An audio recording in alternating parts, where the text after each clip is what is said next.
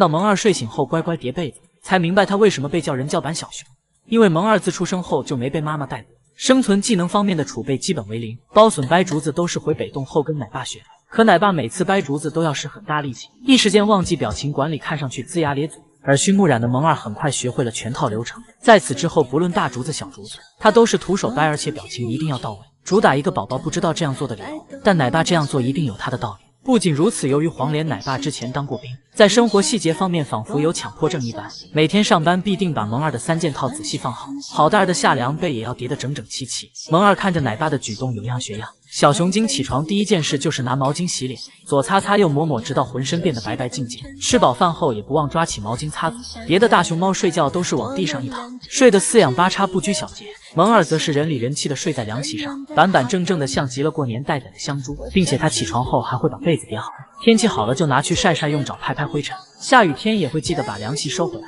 眼里有活，行动力强，瞬间秒杀大批两脚兽。此外，萌二还完美复刻奶爸爬梯子，奶爸走一步就小心的回头看看落脚点，二小子同样一步一步手脚并用下梯子，这谨慎的表情说不是奶爸亲生的都不行。作为萌氏家族唯一的全蛋小王子，萌二从不放弃任何能找女朋友的机会。从奶爸那学会仰卧起坐后，就开始天天健身，只待未来能在女朋友面前大显身手。或许是因为从小离开妈妈的原因，萌二性格温顺，特别喜欢和饲养员互动，而奶爸奶妈也格外宠爱懂事的二小子，经常抽出时间照顾他的感情需求。要是萌二感到不开心了，徐老爷会陪在身边聊天哄他开心，黄连奶爸则给好蛋儿做马杀鸡。张韶涵奶妈不仅会跳舞给萌二看，还经常给小家伙拿零食吃。看到二小子吃完手里的仍意犹未尽，奶妈哭笑不得，连连摆手告诉他没了。先前萌二患有螨虫眼，要定时上药，不同于其他小熊故意拿捏饲养员，二小子全程不吵不闹，十分配合，只因他知道饲养员都是真心对自己好。虽然萌二的童年缺少了萌萌的陪伴，但也因此得到了饲养员更多的照顾。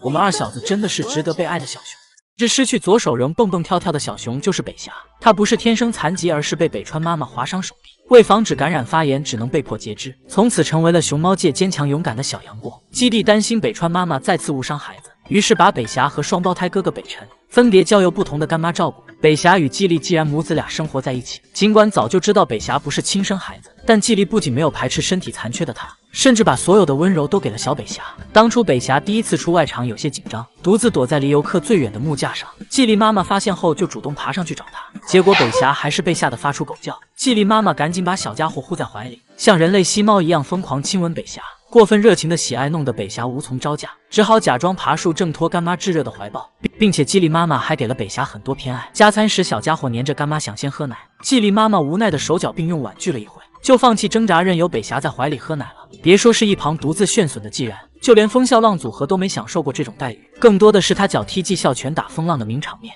程家班辣妈的名号可不是浪得虚名，虽然北霞获得了季丽更多的爱，但懂事的季然哥哥却从未嫉妒过他，而是同样尽自己最大的努力照顾这个坚强勇敢的弟弟。当敏感的北霞不适应幼年园环境，独自趴在墙边不去玩耍的时候，季然发现后立刻跑到旁边安慰，并在前面引导鼓励弟弟出来玩耍，一整个暖心治愈的天使小熊。因为北霞单只手不太好掰竹子，季然就会把自己手里的竹子咬断递给他，就连最爱的竹笋也会大方分享给北霞，用行动诠释不是亲兄弟胜似亲兄弟。不仅如此，当北霞合班遇到柯念后，同样被霸道姐姐宠上了天，柯念会强行与弟弟贴贴，并给他当靠垫，甚至因为担心北霞出门会被其他猫欺负，柯念直接把他纳入自己的领地保护。三小只的感情真的让人倍感温馨。或许正是因为北霞从小在爱里长大，她不仅没有因身体残疾而自卑，还在爬树艰难的时候很乐观的练习，如今比成都熊猫基地名誉局长还要厉害。只能说北霞就是熊猫界励志典范吧。而如此可爱的小熊，你爱了吗？到福宝生病牵动各方网友的心，才明白宝贝一直在被无数人关爱着。前几天福宝出现身体不自觉颤抖，神树平迅速将宝贝收回内舍隔离观察，而他生病消息也令万千网友感到担忧，担心是间歇性癫痫引起的抽搐，纷纷在官博留言请求及时给宝贝治疗。远在韩国的江爷爷得知福宝生病后，更是第一时间联系神树平专家了解情况。如果不是还需要照顾宝家族的4只熊，恐怕他甚至想连夜飞来神树平看大孙女。而为了准确找出福宝发病的病因，工作人员在内舍安装了24小时摄像头，医疗团队和徐奶爸也都时刻守在他身边。新华网记者更是实地做了独家专访，在记者观察角度下，福宝并无大碍，进食、睡眠以及互动的情况没有太多异常。徐奶爸还定时捡拾了福猪猪的青团，确认颜色、味道都正常，没有寄生虫存在。血液、口腔、拭子的检测指标也都正常，但一切正常才是最让粉丝担心的。毕竟间歇性疾病是最难诊断和控制的。据说早些年也曾有熊猫出现过类似症状，但大多是老年熊猫脑部病变、罹患癫痫，而我们福猪猪才4岁，还是个宝宝，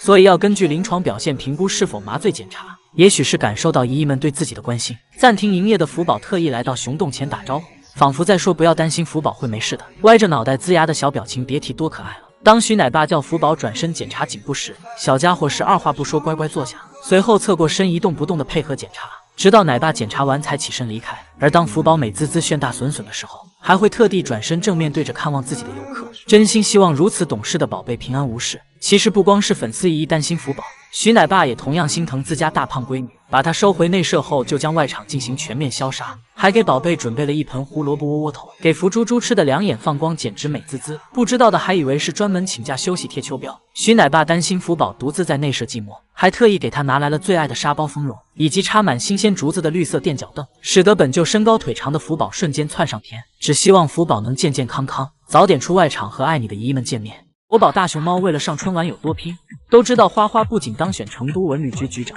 还化身熊猫玩偶跟谭爷爷上了春晚，光鲜亮丽的风采把其他熊孩子羡慕的不行。趁着年末纷纷卯足了劲竞争25年春晚熊选，王小五日常高强度练习摔跤擒拿，还为了提高攀爬能力废寝忘食，认真考取了机动车以及飞行驾驶证，最终不负损损窝窝头，顺利考编上岸，成为人民的好公仆，警号01012。刚好小吴眼神劈叉，一次看2个路口，以后重庆2路口就归挖警官管了。相信春晚导演组看到如此优秀的小五，肯定得考虑邀请他到春晚露脸。然而这边小五在镜头中风光无限，另一边表姐于爱一口银牙都要咬碎了。本以为他是想抢自己二馆长的位置，岂料真正目标竟然是春晚熊选。更要命的是，爱姐虽然早已入编，担任丝绸之路国际大使及重庆市节水大使，但奈何年少不懂事，沾染太多鸟命，远不如表弟芒小五身世清白。于是爱姐只好暂时收起锋芒，就算小鸟在身旁嚣张的蹦跶也不去追，甚至干脆把头转向一边，努力忽视，心中默念别气别气，忍一时风平浪静。感觉要是爱姐真的通过政审登上春晚，